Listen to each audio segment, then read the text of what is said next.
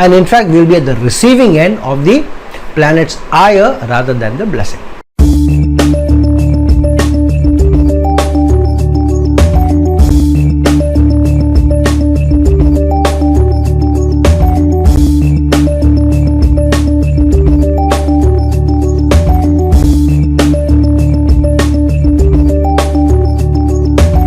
Hello, Namaskar and Adab to all my friends from your friend astrologer and guide Irfan, once more with you from your very own channel Astro Assurance.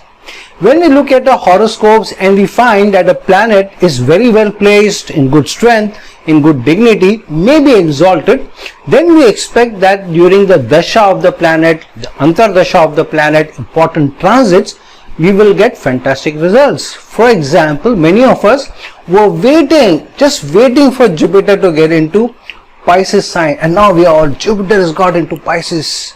Now we are going to get very good results.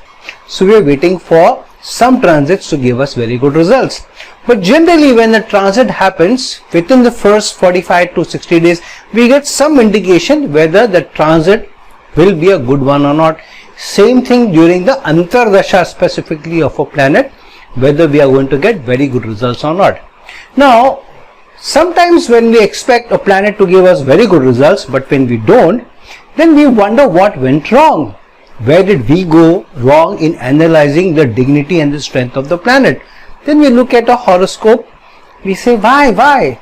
My Jupiter is exalted, my moon is well placed, it is in Taurus, money should come in. But it does not. One of the reasons is not just about the planetary placements, but it is also about how we are treating or utilizing the strength and the dignity of the planet.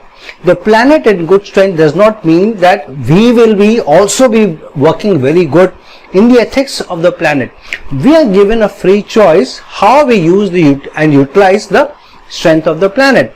So if Jupiter is strong in a horoscope, yet we give out wrong information, we are not dignified, ethical in how we use information, we use knowledge, and we use it unethically, we use manipulation, then obviously how will Jupiter give us the best results?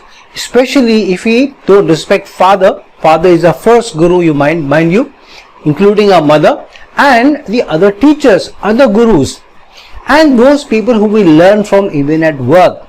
If we don't treat them with respect, how can we get good results? Same thing with Saturn. I have known many people with great placements of Saturn, but yet they are not organized in their life. Just remember and understand this, because Saturn is strong in your horoscope doesn't mean you will automatically be organized and disciplined. It gives you the strength, but it also gives you the freedom of choice. That's why, because we have the freedom of choice, we are able to utilize astrological information to be able to guide our lives. There is no guarantee because of astrological placement, there is only high possibility or probability. So it makes us probable to utilize the strength of a planet to get very good results. But what we do, we are not true to the nature, the character, the expectation of the planet, what the planet represents. So if our Saturn is well placed, but if we are not organized, we are not disciplined, we are not loyal, we are not committed, then obviously will spoil the dignity and the strength of the planet. And these planets, specifically the malefic planets, and on top of it Saturn, the karmic equalizer.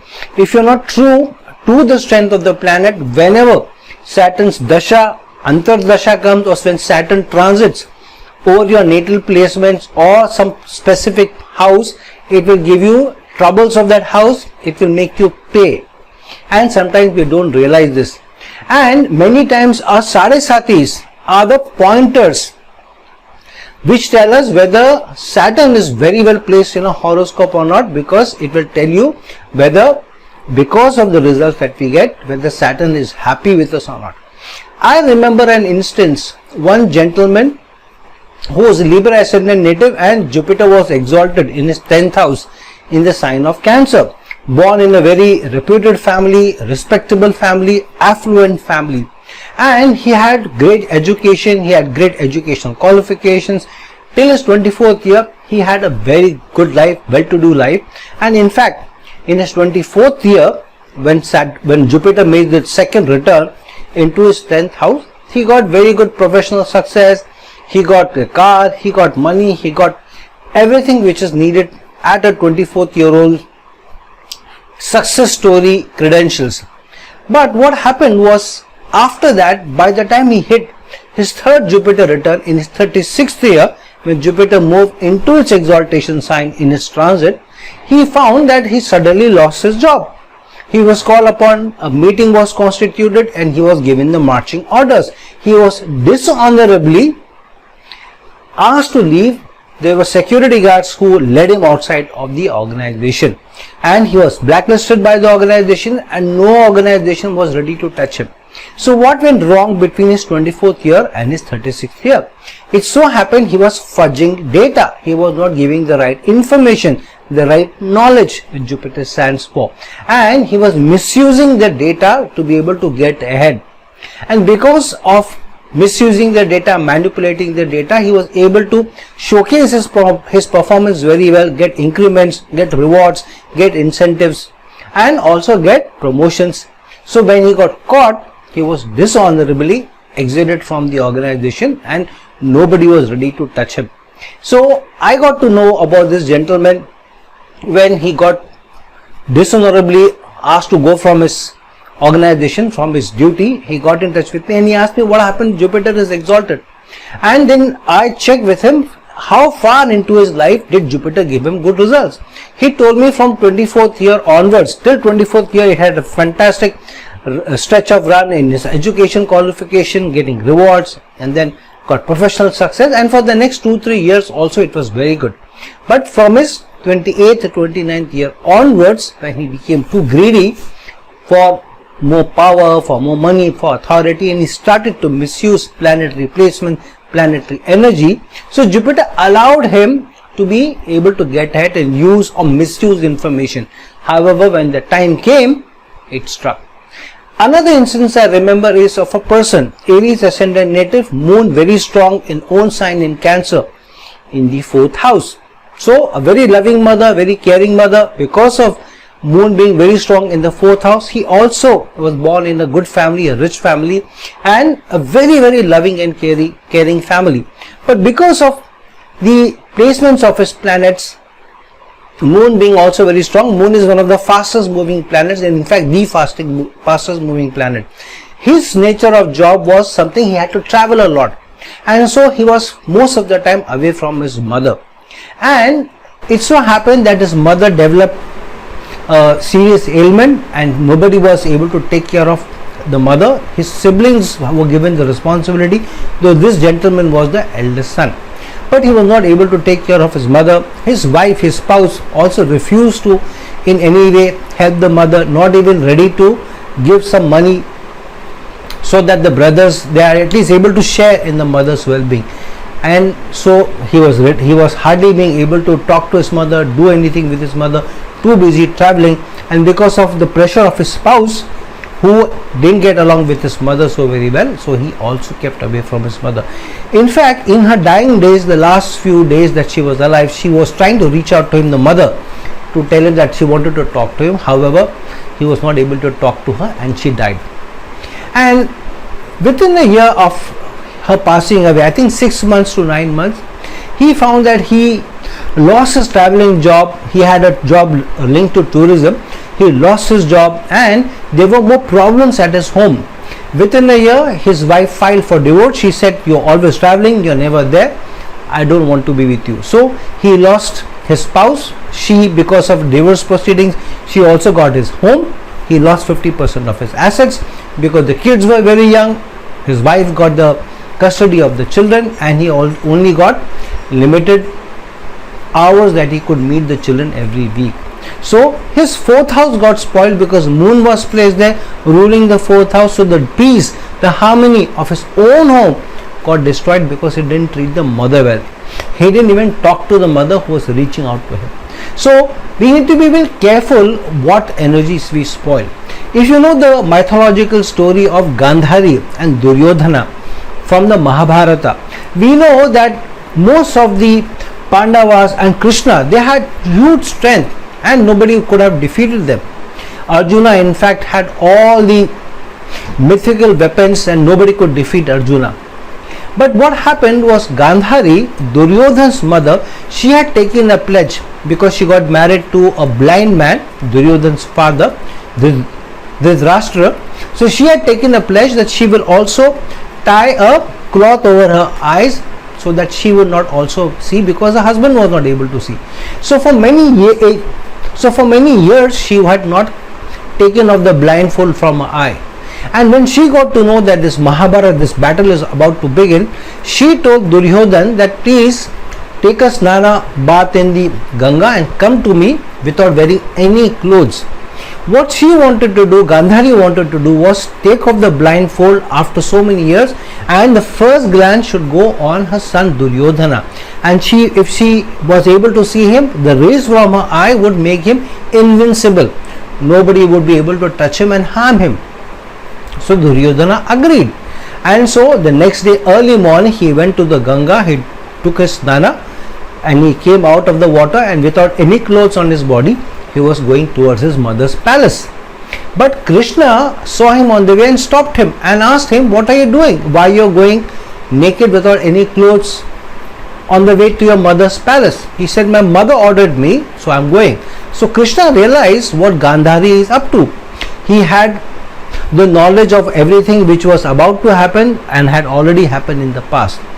So Krishna told him that this is not right. What are you doing? Don't you have any shame? You are not a small child. Your mother saw you when you were very young. At least now cover your privities, your groin, with some leaves, if nothing else. So reluctantly Duryodhana agreed, and he covered his groin, his privities, with some leaves, and he went to his mother. Mother asked him, did you take a snan and you standing naked? He said yes. Mother removed the blindfold, and all the rays from her eyes, all the strength of her pledge not to see, because her husband was not able to see, all the strength of her pledge, the promise, the duty, the character, the strength of character, all the power went on to Duryodhana, except his groin area, which did not get the first rays of the mother. So when Gandhari said, what did you do? Then Duryodhana said, okay, I can remove the leaf now. She said, nothing, not doing. The first rays which fell on you, they gave you all the power. Anyways, she couldn't help much. And so in the battle, when the Mahabharata battle was on, and most of the warriors on both the sides, and at least Duryodhana's, all his 100 brothers were dead. So when he and Bhim, Arjuna's brother, they had a fight, Krishna instructed Duryodhana to give blows to Duryodhana's groin area, because that was the only weakest part. And then Bhim started to do that. Till that time Duryodhana was winning, Bhim was getting exhausted, he was not able to do anything, any damage to Duryodhana.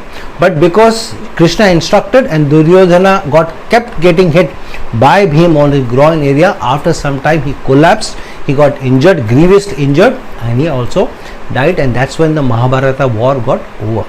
So this is what it tells us. The mythological stories tell us that there is a link to how planetary energies shape us, but also our character shapes us, how we seek blessings from important members, whether it is our gurus, whether it's our parents, whether it is from the poor and the destitute who we have helped.